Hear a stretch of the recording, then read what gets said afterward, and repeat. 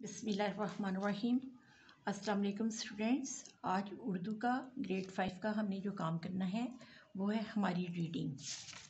मेरा गांव मेरा घर मेरा गांव, इसकी हमारी पढ़ाई जारी थी और यहाँ से हम शुरू करते हैं। यहाँ से हमने शुरू किया था कल। ट्रैक्टर, हार्वेस्टर और थ्रेशर के ज़रिए अंजाम देते हैं तमाम काम। काटने और गाहने का काम भी ट्रैक्टर, हार्वेस्टर और थ्रेशर के ज़रिए अंजाम देते हैं। जैसा कि मैंने आपको बताया था कि थ्रेशर जो होता है, हार्वेस्टर होता है फसल को काटने वाला, और थ्रेशर जो होता है वो दाने को अलग करता है। ठीक है, तो के ज़रिए अंजाम देते हैं। जब अनाज बोरियों में भरकर घर पहुंच जाता है तो सब अल्लाह का शुक्र अदा करते हैं। जब किसान तमाम कामकाज से फ़ारिग हो जाते हैं तो मेरे गांव में एक मेला लगता है जो कि गांव वालों को खुशी और तफरीह का मौका फराहम करता है। मेले में खूब खेल तमाशे होते हैं, खाने पीने की दुकानें सजती हैं, बच्चों के लिए झूले लगते हैं, लड़कियों के लिए चूड़ियों और मेहंदी की दुकानें भी लगती हैं। बच्चे और बड़े खेलों के मुकाबले में हिस्सा लेते हैं जिनमें कबड्डी, कुश्ती, वॉलीबॉल, रस्साकशी और फुटबॉल वगैरह शामिल हैं। जीतने वालों को इनामात दिए जाते हैं। पिछले साल मैंने भी 10 साल से कम उम्र बच्चों की दौड़ में हिस्सा लिया और पहला इनाम जीता। मेरे अब्बू मेरी इस कामयाबी पर बहुत खुश हुए।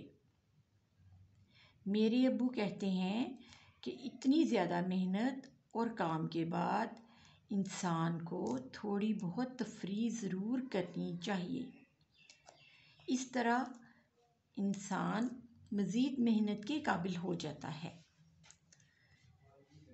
मेरे गांव में ईद का त्यौहार भी मेले की तरह होता है। सब गांव खुले मैदान में ईद की नमाज अदा करते हैं, यानी कि खुले मैदान में ईद की नमाज का इंतज़ाम किया जाता है ताकि तमाम, क्योंकि ये इज्तिमा बहुत बड़ा होता है ईद का, तो तमाम लोग एक ही जगह पर खड़े होकर और एक ही जगह पर नमाज को आसानी से अदा कर सकें और एक ही जगह पर ईद की नमाज की अदायगी हो और आपस में ईद भी मिलनी होती है और बच्चों सबको ईद मुबारक भी कहना होता है। इस सिलसिले में इसको खुले मैदान में अदा किया जाता है। सब साफ़ सुथरे कपड़े पहनते हैं। गांव के लोग एक दूसरे के घर में सवैयाँ, खीर और हलवा भेजते हैं और ईद की नमाज़ पढ़ने के बाद सब एक दूसरे से गले मिलकर ईद मुबारक कहते हैं। गांव वाले हर मौका पर एक दूसरे का बहुत ख्याल रखते हैं। गांव के बड़े बड़े लोग शाम को खुले मैदान में चार पहिए बिछाकर बैठ जाते हैं। मैं भी कभी कभार अपनी दादा जान के साथ वहां जाता हूँ। वहाँ गांव वाले अपने अपने मसाइल बयान करते हैं। मेरे दादा जान और गांव के बुज़ुर्ग इन मसाइल को हल करने की कोशिश करते हैं।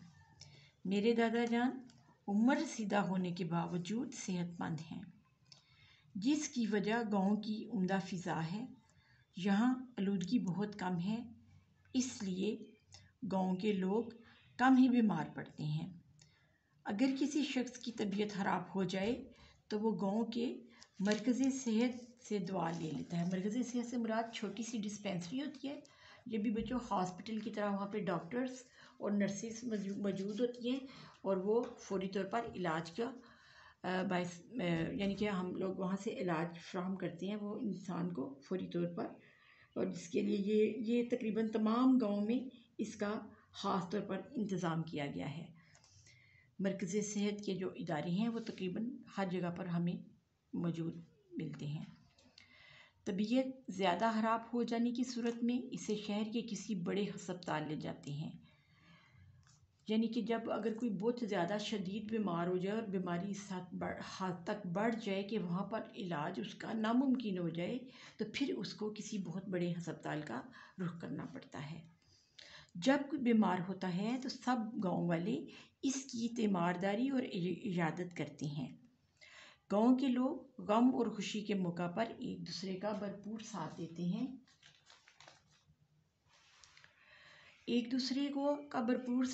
और गांव में शादी की तकरीब अमूमन دن کے وقت ہوتی ہے۔ گھر کے صحن یا گاؤں کے کسی کھلے میدان میں شادی کا انتظام کیا جاتا ہے۔ شادی سے ایک رات پہلے لڑکیاں اور عورتیں مل کر ڈھولک پر گیت گاتی اور خوب تالیاں بجاتی ہیں۔ مجھے اپنے چچا کی شادی پر بہت لطف آیا تھا۔ میرے گاؤں کے لوگ بہت جفاکش ہیں۔ جفاکش کا مطلب ہے محنتی۔ بہت زیادہ محنت اور مشقت کرنے والے لوگوں کو جفاکش کہا جاتا ہے۔ وہ اپنی زرعی اجناس ٹریکٹر ٹرالی میں لاد کر فروخت کرنے کے لیے قریبی شہر کی منڈی میں لے جاتے ہیں۔ ان اجناس سے حاصل ہونے والی آمدنی کسان کا ذریعہ معاش ہے، یعنی کہ معاش کا مطلب ہے آمدنی کا ذریعہ ہونا، کمائی کا ذریعہ ہونا۔ کھیتوں کو سیراب کرنے والے ٹیوب ویل کا پانی گرمیوں میں بہت ٹھنڈا ہوتا ہے۔ میں اپنے دوستوں کے ساتھ اکثر وہاں نہاتا ہوں۔ آٹے کی چکی کی سریلی آواز دور دور تک سنائی دیتی ہے۔ لہلہاتی فصلیں اور سرسبز شاداب کھیت میرے گاؤں کی نشان ہیں۔ مجھے اپنے گاؤں اپنے گھر کی طرح لگتا ہے۔